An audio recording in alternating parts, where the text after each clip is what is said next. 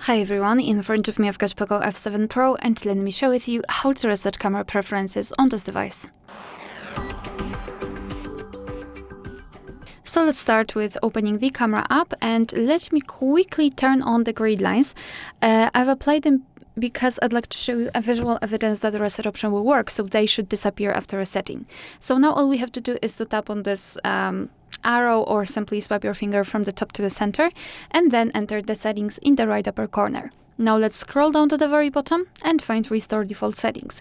Confirm it with OK. The camera settings flashed a little bit, so now we can go back. And as you can see, the grid lines are not visible. What is more, we've got these instructions which appear after opening the camera for the very first time, and it directly means that we just successfully reset all camera preferences. Alright, so that will be all. Thank you so much for watching. Please hit the subscribe button and leave the thumbs up.